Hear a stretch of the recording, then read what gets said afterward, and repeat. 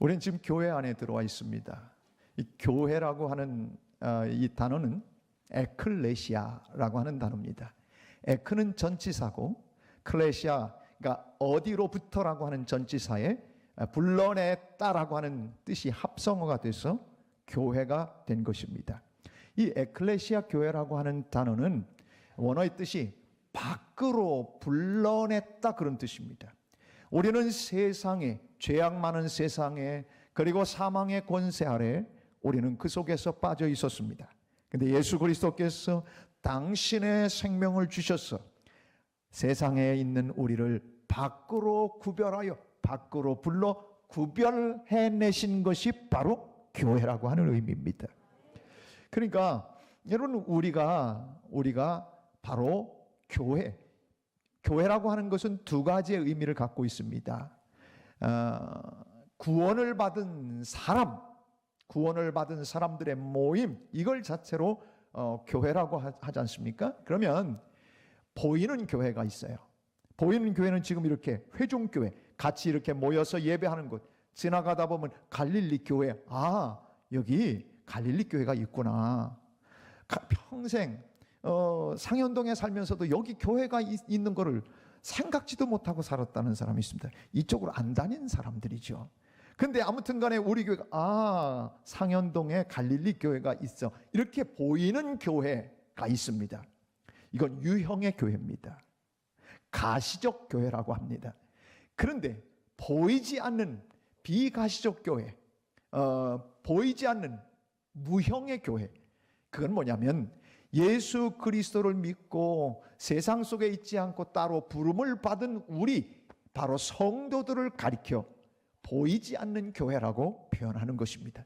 그래서 우리는 보이는 교회에 보이지 않는 이 성도들이 교회에 모여서 이제 예배하고 여기서 양육받고 또 은혜를 누리며 그리고 세상을 향해 또다시 교회가 나아가는 겁니다. 여러분 자신이 바로 교회입니다.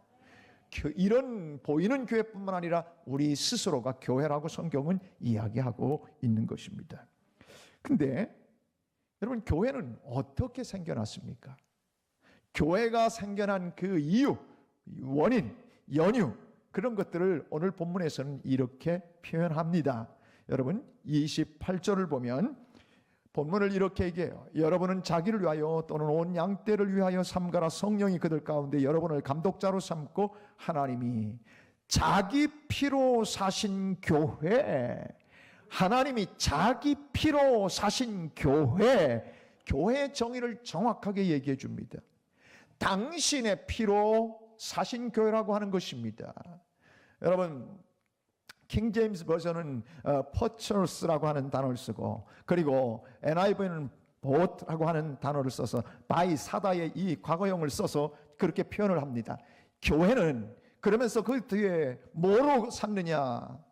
with his own blood, 그분의 자신의 피로 샀다고 성경은 분명하게 얘기합니다.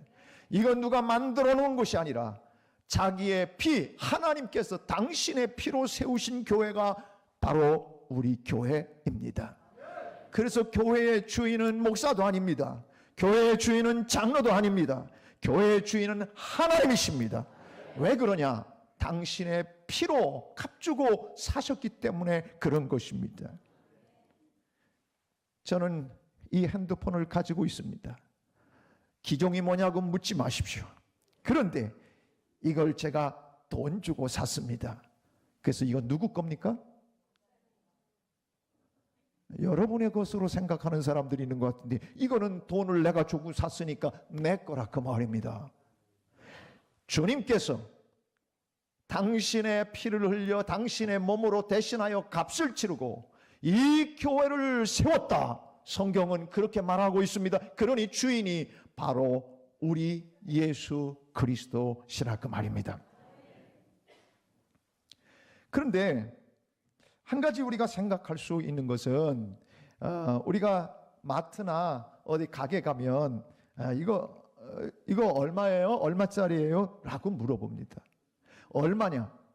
얼마를 주고 샀느냐가 굉장히 중요합니다. 조금 주고 사면 그냥 값어치가 그렇습니다. 그런데 많이 돈을 투자하고 사면 그건 비싼 겁니다. 비싼 것은 여러분, 싼 것이 여러분이 더 애착을 갖습니까? 비싼 것을 더 애착을 갖습니까? 비싼 거 애착 갖습니다. 그래서 명품이라는 것이 생겨납니다. 저는 우리 교인들 얘기를 들으면서 지금도 이제 다리가 좀 떨리기 시작하는데, 우리 큰아들 며느리를 얻으면 그러면 적어도 700에서 1000만 원 되는 백을 하나 사줘야 된다고 하는 얘기를 내가 모릅니다. 교인들이 얘기해서 압니다. 그런데요, 다리가 조금 떨립니다. 아무튼 값싼 거를 사주는 게 아니라 비싼 것을 사주는데, 이 비싼 것은 그만큼 값어치, 돈을 많이 지불했기 때문에 그걸 가리켜 명품이라고 얘기하는 겁니다. 저는 저게 가짜인지 진짜인지 여러분 그거 갖고 다니는 거 저 구분 못합니다. 솔직한 얘기로. 남자들 그 구분하는 사람 있습니까? 근데 여자들은 기가 막히게 구분한다고 그럽니다. 그 명품에 대해서, 비싼 거에 대해서 관심이 높기 때문에 그런 겁니다. 파마도 박준에서 한 건지 이철 헤어컷에서 한 건지 금방 알아챈답니다. 아, 나 참. 근데 우리 JD 헤어에서 해도 전 잘 모르겠습니다. 어디서 했는지 모르겠어요. 우리 권사님이 하는데도. 여러분, 우리가 살아가면서 값을 많이 지불하는 것을 우리는 굉장히 선호하는, 그래서 그걸 귀중히 여기는 경향을 갖고 있습니다. 그렇다면 이 세상에서 가장 값비싼 게 무엇일까요? 세상에서 가장 값비싼 것은 목숨입니다. 생명입니다. 이것은 값으로 치를 수가 없습니다. 물론 보험회사에서 이런 것들을 삶의, 그 사람의 생명에 대한 것들을 평가해서 이 사람 얼마짜리다 평가할지 모르지만, 사실은 이 세상하고도 바꿀 수 없는, 견줄 수 없는, 어떤 이 세상의 모든 걸 다 내놔도 바꿀 수 없는 생명이, 귀한 생명, 바로 우리가 갖고 있는 목숨 아닙니까? 여러분, 미안한 얘기지만 삼성그룹을 저한테 준다고 해도, 제 목숨 내놓고 삼성그룹을 준다고 해도 절대 안 바꿉니다. 우리 교인들도 삼성에 다니는 분들이 많이 계신데, 아무리 삼성이 괜찮고 돈을 많이 벌어도 내 목숨하고는 절대 안 바꿉니다. 혹 어떤 사람이 나보고 대통령 할 마음 있냐고 물어도 전 절대 안 한다고 대답할 겁니다. 왜? 감옥에 가기 싫기 때문에 그렇습니다. 내 생명만큼 귀한 게 어디 있습니까? 이 세상에 귀한 생명, 나도 귀하지만 여러분, 만왕의 왕 되시고 만주의 주인 되시는 하나님의 아들 예수 그리스도의 생명만큼 귀한 게 어디 있겠습니까? 그 생명, 우리의 생명도 천하하고도 바꿀 수 없는 생명인데, 예수 그리스도, 그 귀하신 예수 그리스도께서 오늘 나를 위하여 하늘 보좌를 버리시고 이 땅에 오셔서 십자가에 자신의 생명을 내어주심으로 우리를 구원해 주신 것입니다. 그래서 계시록 5장 9절을 보면 이렇게 말씀합니다. 계시록 5장 9절에 그들이 새 노래를 불러 이르되 두루마리를 가지시고 그 인봉을 떼기에 합당하시도다. 일찍이 죽임을 당하사 각 족속과 방언과 백성과 나라 가운데서 사람들을 피로 사서 하나님께 드리시고, 예수 그리스도께서 우리를 피로 사서 하나님 앞에 우리 자신들을 드려주셨다는 겁니다. 여러분, 제 아내가 오래전에 이야기를 어저께 꺼냈습니다. 자기가 누가 자기를 이렇게 보고 이렇게 이야기를 이렇게 얘기했대요. 그 얼굴 가지고 뭘 하냐고 얘기를 했대요. 그걸 오랜만에 저한테 얘기해 주는데요, 하마터면 제가 그 사람 있는 데까지 쫓아갈 뻔했어요. 아니, 그 얼굴이 어때서? 나는 그 얼굴에 반해서 결혼을 했는데 누가 그따위 소리를 하냐 말이죠. 사랑하는 여러분, 그 얼굴이 어떻고 그 나이가 어때서 여러분 주눅들 이유가 하나도 없어요. 왜 주눅들지 말아야 되냐? 예수님께서 자기의 피를 대신해서 흘려주시고 나를 구원하셔서 사셔서 하나님께 드리셨다고 말하지 않습니까? 그럼 우리는 하나님의 소유가 된 겁니다. 교회가 뭡니까? 교회도 오늘 피로 값주고 사셨다고 말하지 않습니까? 예수의 피로 사신 교회입니다. 이 지구상에서 가장 거룩하고 가장 비싼 곳이 어디입니까? 교회입니다. 오래전에 충현교회가 돌 교회를 짓는다고, 그래서 아주 굉장히 값비싸게 그 당시에 200억이 넘는 공사를 하면서 교회를 짓는다는 소문이 나니까 매스컴에서 자꾸 떠들어댔습니다. 교회가 그 돈을 갖고 사회사업을 하고 불쌍한 사람들 돕고 교회가 그래야 되지 않느냐. 사랑하는 여러분, 충현교회 사람들이 뭐라고 한 줄 아십니까? 사람들이 가서 묵고 자는 호텔도 대리석으로 하고, 그리고 그 수많은 사람들이 죄악의 원상이 되는 호텔들이 수백억이 간다. 어떤 건 더 비싸다. 우리가 하나님을 모시고 우리에게 구원을 베푸신 그 하나님께 너무나 감사해서, 감격스러워서, 그리고 잠깐 있다가 없어지는 것이 아니라 자자손손 여기서 믿음 생활을 하고 하나님의 뜻을 이루며 이렇게 살아야 되는 이 교회, 우리가 너무 소중해서 돌로 지어드린다는데 왜 니들이 잔소리가 많냐. 뒷표현은 제가 재밌게 표현한 겁니다. 여러분, 그들의 신앙 고백은 그거였습니다. 이북에서 내려온 분들 아닙니까? 충현교회 교인들이, 원래 멤버들이, 초기 멤버들이 이북에서 내려온 분들입니다. 이북에서 내려와 가지고 정말 주님의 은혜로, 그리고 교회를 세우고 그러면서 이 땅에서 자수성가하고 열심으로 일한 사람들입니다. 그렇게 하나님이 복 주신 것을 어떻게 하냐? 주님의 몸된 교회를, 정말 귀한 교회를 세워드리고 싶어하는 그것이 잘못된 겁니까? 아닙니다. 저는 그렇게 생각하지 않습니다. 주님의 핏값을 아는 자들이 하나님께 헌신하는 것입니다. 주님의 핏값으로 내가 샀다는 것을 깨닫는 사람이 주님께 헌신하는 것입니다. 주님의 핏값으로 내가 구원받았다는 것을 아는 사람이 하나님 앞에 뜨겁게 헌신하는 것입니다. 여러분, 우리 교회가 여기까지 올 때 우리 교회가 갑자기 이렇게 됐다고 생각하지 마십시오. 이 교회를 지면서 여러분, 우리가 잊고 사는지 모르지만 저는 이 성전 건축을 하면서 많이 가슴 졸이면서 성전 건축을 했습니다. 여러 차례 공사가 멈춰지고 그런 경험. 그래서 건축 비용이 마련되지 않아서 그 부분에 대해서 고민하면서 그렇게 했습니다. 그런 결과 보이십니까? 제가 머리를 좀, 윗머리를 주님께 빼드렸습니다. 어느덧 19년, 만 19년이 됐습니다. 이 교회 온 지. 제가 머리가 이렇게 흰 머리가 아니었습니다. 근데 저는 지금도 감사합니다. 우리 아름다운 교회에서 내가 목회하고 하나님의 은혜를 증거할 수 있다는 게 전 매주일 행복합니다. 여러분은 안 행복합니까? 나만 행복합니까? 왜 행복합니까? 너무너무 아름답고 귀한 성도들 하나님이 보내주셔서 함께 주님을 섬기는 이 은혜를 누리고 산다는 게 저는 정말 목회하면서 저는 큰 교회가 부럽지 않습니다. 저는 우리 사랑하는 성도들과 함께 이 교회를 이끌고 가는 이렇게 리더로 세워주셨다는 게 어떤 때는 너무너무 감격할 때 많이 있습니다.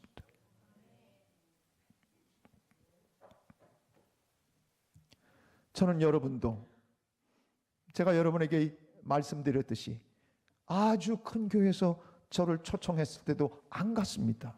안 간 이유는 교회 건축하느라고 안 갔습니다. 여러분도 그렇게 생각하셔야 됩니다.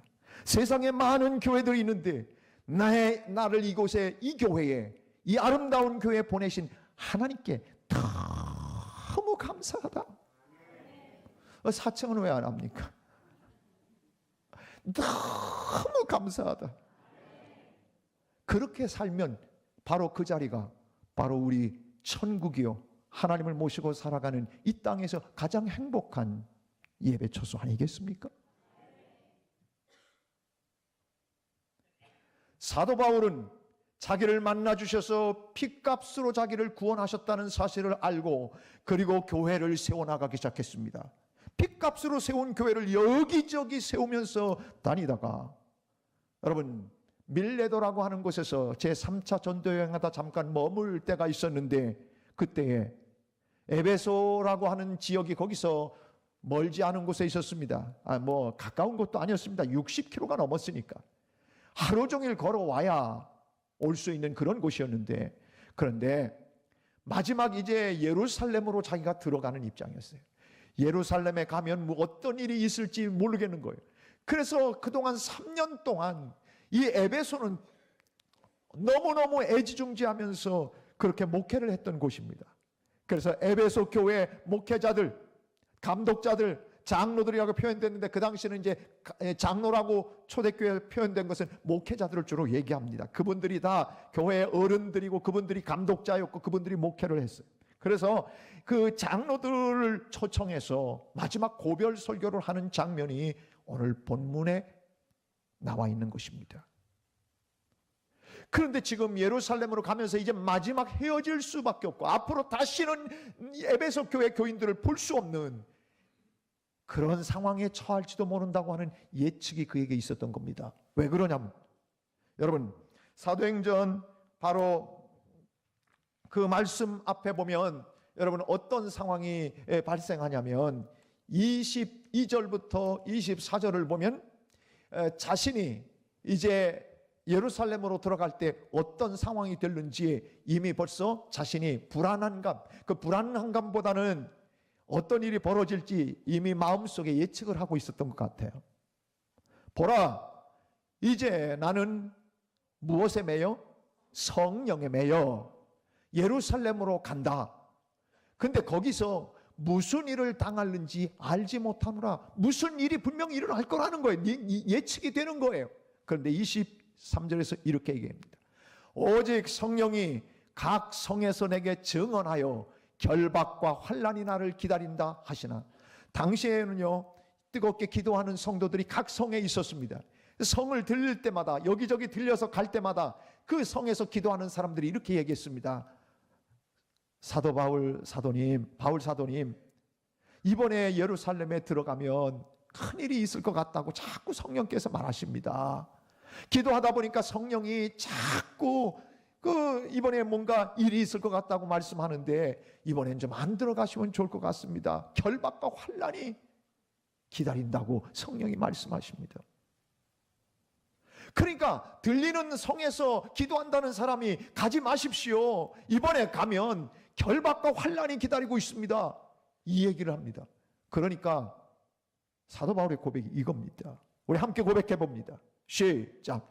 나의 달려갈 길과 주 예수께 받은 사명 곧 하나님의 은혜의 복음을 증언하는 일을 마치려 하면은 나의 생명조차 조금 더 귀한 것으로 여기지 아니하노라. 무슨 얘기입니까? 나 앞으로 들어가 무슨 일이 생길지, 환난과 결박이 내 앞에 놓여질지 성령께서 그렇게 계속 말씀하시면 그 말이 맞겠다. 그러나 내가 달려가서 예수께 받은 사명, 은혜의 복음을 증언하는 이 일을 마칠 때까지 나는 나의 생명 조금 더 귀한 것으로 여기지 아니하노라. 조금 더 귀하게 여기지 않는다는 거예요. 목숨 내놓겠다는 거예요. 왜?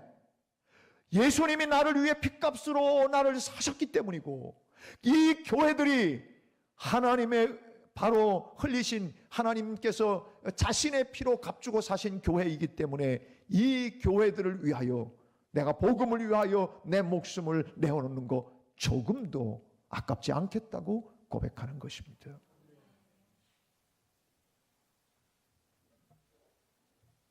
사랑하는 여러분, 교회가 교회된 이유는 바로 이런 사람들 때문에 된 겁니다.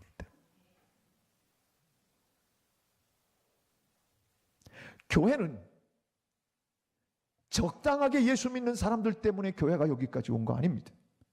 적어도 이렇게 목숨을 걸고 생명까지 귀하게 여기지 아니하고 주님을 위해 내어놓은 사람들이 기독교 역사를 만들어 왔고 교회를 만들어 왔습니다. 그래서 오늘 여기까지 복음이 오게 된 것입니다. 그냥 되지 않았습니다. 저는 우리 동기생 가운데 저희 아버님이 개척한 교회를 담임하는 동기가 있습니다. 그 동기 목사를 만날 때마다 감회가 새롭습니다. 뭐 감회가 새롭냐? 저희 아버님이 거여동에 있는 거여중앙교회를 개척하실 때 논산에서 부목사로 있다가 거여동에 와서 수도국 사무소, 아주 작은 수도국 사무소라고 해서 옛날에는 그 철거민들이 거여동에 들어갈 때였습니다. 그 거여 마천지구가 형성이 될 때, 그때 수도 사무소 요만한 작은 거기를 빌려가지고 교회를 시작했습니다. 그 교회를 시작하면서 저희 아버님은 누구한테 손을 벌릴 줄을 모릅니다. 그런 것이 딱 싫어하는 분이에요. 그러니까 그냥 식구들이 개척교회를 하니까 너무너무 고생이 심했어요.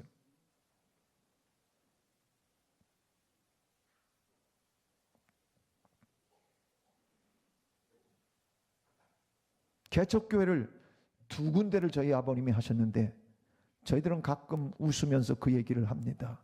아버님은 개척의 은사가 있으신 모양이라고. 저희 어머님의 표현은 이렇게 표현합니다. 죽 먹다가 밥 먹을 만하면 죽 먹는 대로 간다고. 그렇게 얘기하셨어요. 여러분 무슨 얘기인지 아십니까? 저는 청소년 시절에 너무너무 개척하는 아버지를 따라서 젊은 시절에 굉장히 마음속에 그리고 삶 속에 경제적인 어려움을 같이 겪었습니다. 오늘 거여중앙교회가 굉장히 커졌어요. 그리고 우리 친구가 목회를 잘해요. 그 교회를 갈 때마다 제가 생각해 보는 거예요. 시작은 이렇게 고생하면서 그렇게 식구들이 진짜 먹을 것이 없고 학교 등록금 낼 게 없어서 고등학교 때 등록금 낼 것이 없어서 교인이 반지 팔아서 제 등록금을 고등학교 입학 등록금을 해줬습니다. 그렇게 해서 고등학교를 다녔어요. 그런데 지나고 이렇게 보니까 그런 희생과 수고와 그리고 그런 하나님 앞에 드려진 헌신이 있었기 때문에 오늘 그 교회가 저렇게 큰 교회가 돼서 하나님의 역사를 이루는 교회가 된 거예요. 동네마다 여러분 교회가 그냥 되지 않았습니다. 선교사들이 우리나라에 교회를 세워줬을 때 말고 그 다음부터 그 세워준 교회에서 신앙생활을 하려니까 여기저기서 모여들었지 않습니까? 그런데 모르니까 교회를 계속해서 나갈 수 없으니까 어떻게 됩니까? 교회를 개척하는 거예요. 이 동네 사는 사람들이 교회를 개척해서 교회를 세우면서 어떻게 교회를 시작했습니까? 그 집에 그 가운데 그래도 괜찮은 집에 사랑채에서 대부분 시작합니다. 그렇게 동네마다 시작된 교회가 오늘 동네방네 교회가 생겨난 겁니다. 다 나름대로 희생하고 눈물 흘려 기도했던 사람들, 바로 오늘 교회가 교회 되게 하는 가장 중요한 하나님의 사람들이었습니다. 저희 교회는 유지동 장로님이 교회를 시작하시면서 굉장히 좋은 조건 속에서 교회가 시작이 됐습니다. 근데 개척교회들은 굉장히 어렵고 지금도 지역에서 어려움 가운데서 개척하는 그런 목회자들이 너무너무 많이 있습니다. 어떤 분이 그렇게 얘기해요. 교회에서 속 썩이는 사람을 막 와서 얘기한 거예요. 조금 교인이 되는 목사님이 그 얘기를 했어요. 그랬더니요, 개척교회 목사들과 전도사들이 앉아 있다가 그렇게 속 썩이는 교인이라도 있었으면 좋겠다고 그러더래요. 내가 그 얘기를 듣고 다짐을 했습니다. 속 썩이는 교인 올 테면 다 와라. 없어요, 우리 교회. 그런데요, 모든 교인이 그렇게 다 소중하고 귀한 거예요. 교회가 그만큼 귀한 거예요. 왜? 사도 바울에게 있어서는 핏값으로 성도들을 구속해 주시고 그리고 핏값으로 교회를 세워주셨기 때문에 이 핏값에 대해서 너무너무 잘 알고 경험을 하니까 그리고 그걸 느끼게 되니까 그 다음부터 주님을 위해 목숨까지 내놓는 사람들이 된 겁니다. 신앙생활하면서 가끔은 뺀질이들도 있습니다. 제가 누구라고 얘기 안 했습니다. 뺀질이들이 있습니다. 죽어라고 예배 나오라고 해도 안 나오고 금요 기도에 나오라 그래도 안 나옵니다.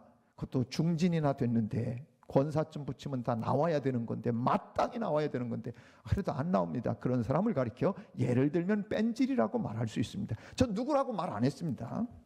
그런데 말이죠. 그런데 적어도 예수님이 나를 위해 피값으로, 당신의 피값으로 나를 구원하여 하나님께 드린, 그럼 여러분 뭐예요? 비싼 거는 명품입니다. 여러분 생명 가운데 우리의 생명도 귀한데 예수님의 생명은 얼마나 귀합니까? 내가 어떤 사람입니까? 예수님의 생명과 맞바꾼 사람 아닙니까? 그러면 우리 인생이 뭡니까? 얼마나 존귀한 거예요. 얼마나 값어치 있는 거예요. 우리를 가리켜 뭐라고 그러냐면 명품 인생이라고 붙여야 되는 것이라 그 말입니다. 얼마나 값비싼 겁니까?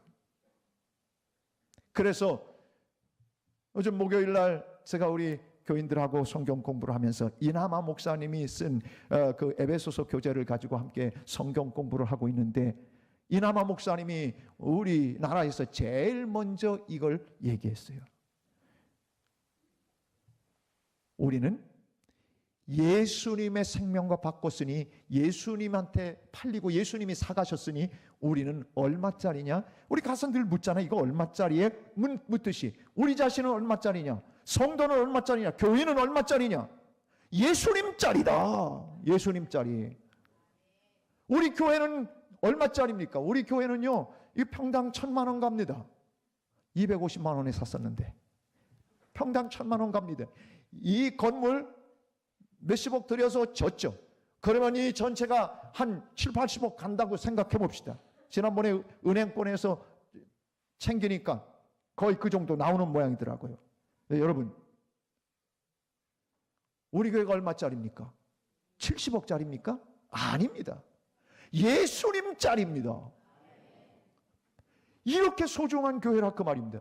그거를 알면 우리가 이 귀중한 걸 알아야 내 정체성이 생기는 거고, 또 내가 주변에 만나는 우리 성도들이 그렇게 예수님짜리로 귀하다고 하는 걸 알기에 섬기게 되는 것이고, 우리 교회가 그렇게 소중한 것이기에 우리가 열심히 주님의 몸된 교회를 섬길 수 있게 되는 것 아닙니까? 옆 사람하고 둘이 짝지어서 이렇게 말하십시오. 나는 예수님짜리입니다.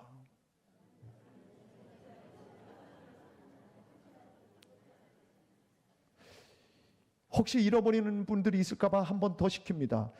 이번엔 둘이 이렇게 해서 물어보는 겁니다. 나 얼마짜리인 줄 알아? 이렇게 물어보는 겁니다. 그러면 그 옆에 사는 사람이 이렇게 대답하는 겁니다. 예수짜리지. 이렇게 얘기하는 겁니다.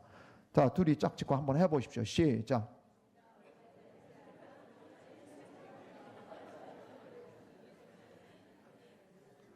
아니, 별로 감격이 없으시기 그냥 말로만 하는 것 같아요. 여러분, 그거 아니에요. 내가 얼마짜리인 줄 알아? 예수짜리지. 그래. 여러분, 다시 한번 정말 감격적으로 고백을 해보십시오. 시작. 오.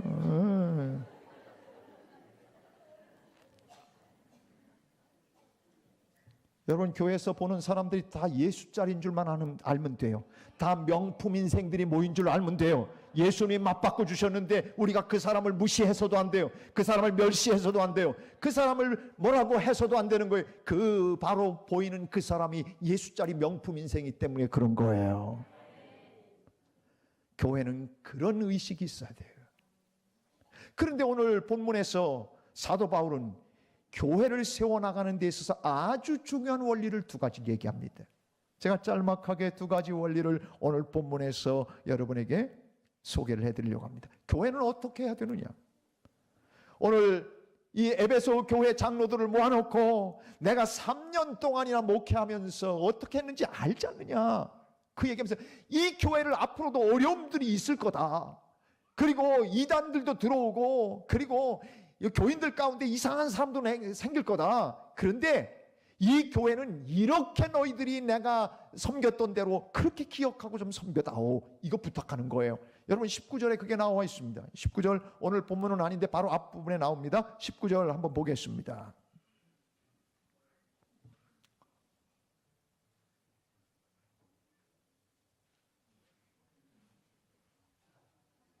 방송실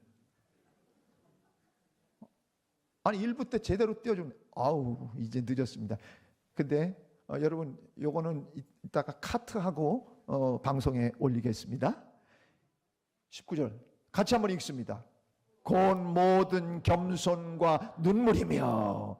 사역을요, 에베소 교회를 3년이나 사도 바울이 사역하면서 뭐 갖고 했냐? 모든 겸손과 눈물이었다는 거예요. 모든 겸손과 눈물, 두 가지 사역의 원리예요.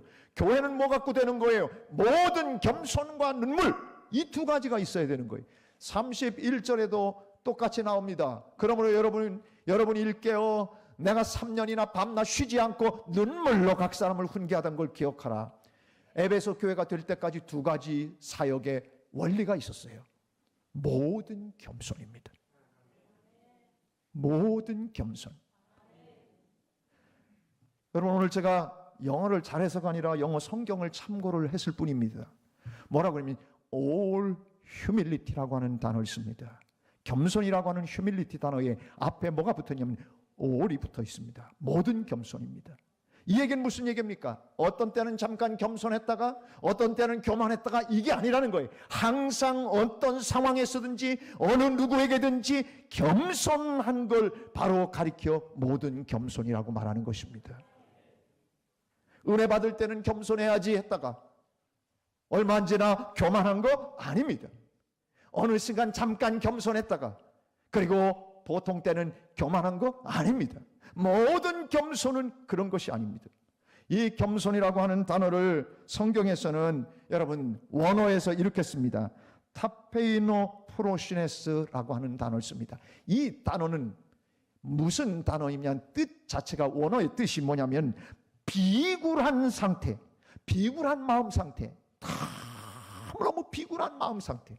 그래서 굽실굽실하는 복종을 나타내는 것을 이 겸손이라는 단어에 포함하고 있습니다. 여러분 아주 굽실굽실 복종하는 이걸 겸손이라고 하는 거예요. 머리 쳐들고 목소리 크게 내는 거 겸손 절대 아니에요. 굽실굽실 복종하고 굴종하는 그런 겸손을 모든 겸손이라고 하는 거예요. 그래서 킹 제임스 버전에서는 이걸 가리켜 Great Humility라고 쓰고 있어요. 이 Great이라고 하는 단어는 이 좋은 쪽으로 보통 많이 쓰는 거지 않습니까? 근데 Humility하고 같이 연결하면 무슨 얘기입니까? 이 진짜 아주 이 겸손에도 아주 보통 겸손한 걸 얘기하는 게 아니에요. 상상할 수 없을 정도로 진짜 겸손한 거, 이게 바로 교회가 존재하는, 교회가 있게 하고 부흥하게 하는 가장 중요한 원리가 바로 모든 겸손이라고 하는 겁니다. 저는 이 본문을 보면서 저도 역시 진짜 겸손으로, 지금까지도 겸손해 보려고 했지만 더욱 겸손으로 내가 사역해야지 하는 생각을 갖게 됩니다. 1부 때 제가 그런 얘기를 드렸습니다. 그 다음에 한 가지 또 여기가 겸손이라고 하는 것과 아울러 또 뭐가 있습니까? 눈물이 있습니다. 눈물. 여러분 아인슈타인은 금세기 최고의 학자 아닙니까? 최고의 천재입니다. 근데 아인슈타인은 늘 사람들 앞에 그렇게 얘기했습니다. 내가 이만큼 된 것은 나의 동료들 때문이다. 데일 카네기는 성공한 사람들을 쭉 연구하면서 어떤 얘기를 했냐면 이렇게 얘기했습니다. 이 세상에 자수성가한 사람은 한 사람도 없다. 다 사랑과 은혜와 그리고 모든 사람들의 격려와 지지를 받고 사람이 성공했지, 혼자 스스로 자수성가라고 하는 단어는 성공한 사람들에게 맞지 않는다. 연구한 결과가 그렇다는 겁니다.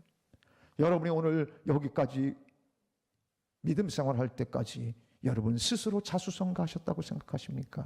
아닙니다. 많은 눈물의 기도가 있었고, 많은 사람들의 격려와 지지가 있었고, 많은 사람들의 사랑이 있었습니다. 그래서 여기까지 온 겁니다. 교회가 진짜 필요한 것이 있습니다. 뭡니까? 왜 겸손합니까? 왜 비굴하리 많지 내가 겸허하고 굴종을 합니까? 이유는 다른 데 있지 않습니다. 예수님께서 빌립보서 2장 말씀에서 하늘 보좌를 버리시고 이 땅에 내려오셔서 종의 형체를 가져 십자가에 죽기까지 자기 자신을 낮춰주셨다. 이게 바로 십자가에 죽으신 예수 그리스도를 말씀하는 표현입니다. 그게 바로 굴종입니다. 복종입니다. 이게 겸손입니다. 나는 하늘 보좌에 있어요. 나는 높은 곳에 있어요. 나는 많이 배웠어요. 많이 가졌어요. 그럼에도 불구하고 주님이 나를 사랑하셔서 목숨을 내어주셨기 때문에 저 하늘 보좌 버리고 이 땅에 오신 그 주님처럼 나는 겸손히 하나님의 교회를 섬기고 그리고 다른 성도들을, 다른 교인들을 그렇게 섬겨야지. 이게 겸손이라는 것이에요.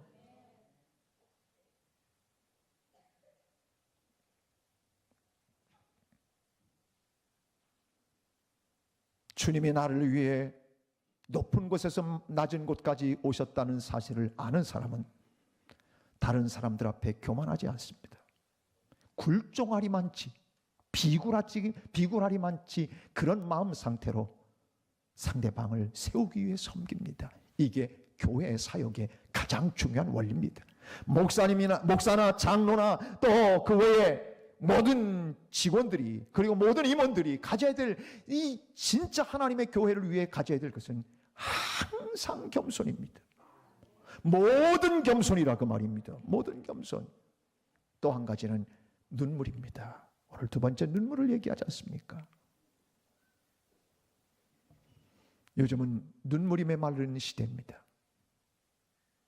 드라이한 시대에 살고 있습니다. 옛날에는 부흥회를 하고 말씀을 듣다가 우는 일들이 참 많았습니다. 요즘 얼마나 우리가 완악해지고 마음이 닫혀져 있는지 눈물이 잘 나지 않습니다. 문제입니다.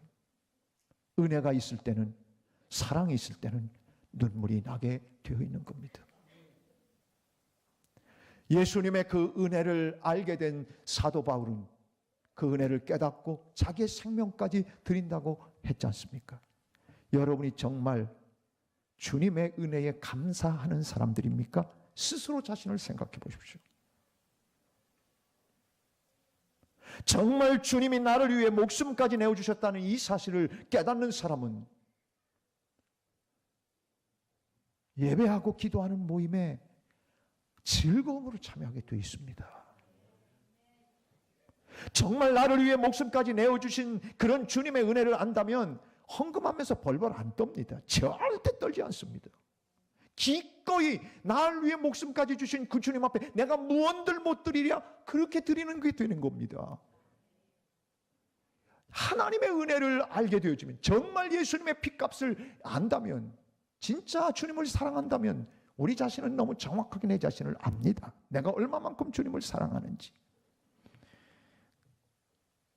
저희들 학교 다닐 때 유명했던 CM송이 있습니다. 하늘에서 별을 따다 하늘에서 달을 따다 두 손에 담아드려요. 아름다운 날들이요 사랑스러운 눈동자요 오란시 파인. 저 오란시 회사에서 나온 건 아닌데 거기에 가사가 너무 재밌죠. 하늘에서 별을 어떻게 땁니까? 말도 안 됩니다. 하늘에서 달을 어떻게 따다가 줍니까? 말도 안 됩니다. 근데 사랑하는 젊은 날의 그 연인을 위해서는 그 마음이 하늘에서 별을 따다 줄 수 있을 것 같고 달을 따다 줄 수 있을 것 같다는 거예요. 그 표현을 아름답게 표현한 겁니다. 여러분이 주님을 사랑하신다고요. 진짜 사랑하면 여러분 한번 진짜 사랑하는지 확인해 보시려면 여보 나 이거 사려고 하는데 어때? 물어보십시오. 뭐 그런 걸 사! 그러면 사랑이 식은 겁니다. 제 아내가 무리하게 요구하지도 않지만 여보 나 이거 사면 어때? 그럼 저는 이렇게 얘기합니다. 당신 마음에 들면 얼마든지 사. 제가 갑부라서 그렇습니까? 아닙니다. 그 여인은 지혜가 있어서 절대 비싼 거 안 삽니다. 그 흔한 여우 목도리 없어요. 그 흔한 모피 하나 없어요. 그래도 내가 보기에는 옷빨이 잘 봤습니다. 중요한 건 뭐냐면 사랑하기 때문에 내가 허락을 하니, 당신이 원한다면 그렇게 하라고. 적어도 사랑하는 사람을 위해서는 아깝지가 않은 게 당연한 사랑이에요. 주님을 사랑한다고요? 목숨까지 내놓은 사람들이 교회의 역사를 여기까지 이끌고 왔고 써내려 왔는데, 오늘 내가 주님의 은혜에 정말 감격한다면 무언들 벌벌 떨겠어요. 정말 감사했어. 그렇게 헌신하고. 그렇잖아요, 여러분. 여성교회원들이 봉사하고 밥 해줍니다. 난 우리 여성교회들 가만히 생각해 보면 참 너무 고마워. 집에서는 밥하자 그러면 여보 나가서 먹자 이럴 텐데, 그냥 교회 와가지고 일부 예배 드리고 밥을 준비를 하고, 그래서 교인들을 섬깁니다. 여러분, 그분들이 왜 그렇습니까? 기쁨으로 그거 하는 거예요. 이유는 섬기고 사랑하고 마땅히 주님을 사랑하기 때문에 내가 이건 내게 주어진 이 역할 감당해야지 하기 때문에 가능한 거예요. 살다 보면 여러분, 교회를 세워나간다고 하는 것은 때때로 눈물이 필요할 때 많습니다. 여러분은 제가 우는 것을 많이 보지 못했을 거예요. 정은희 전사님이 어젠가 그제도 울었어요. 목회를 하다 보면 참 난감할 때, 도대체 말도 안 되는 그런 일들을 경험해요. 와, 어떻게 사람들이 이럴 수 있을까? 그러니까 정은희 전사님이 울었어요. 제가 그랬어요. 어떤 때는요, 정은희 전사님을 면제시켜주고 전도회사에 떼어버렸으면 좋겠다는 생각할 때 있어요. 그만 울게. 근데 내가 그래요. 너만 우냐? 나도 운다. 제가 그렇게 표현을 안 했어요. 전사님, 나도 속으로 울어요. 주님이 너무 안타까워서 우는 그런 사람들, 교인들 가운데 많아요. 난 별 이상한 사람들도 많고요. 이해가 안 되는 사람들도 있어요. 어디? 저 분당에.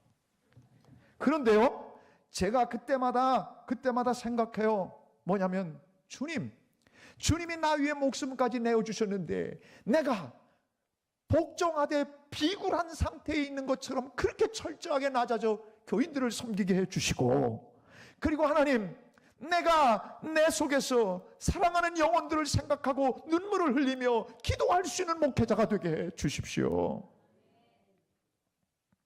우리가 흘린 눈물 다 병에 담으신다고 시편에 말씀하고 계세요. 근데 요즘은 눈물을 잘 흘리지 않아요.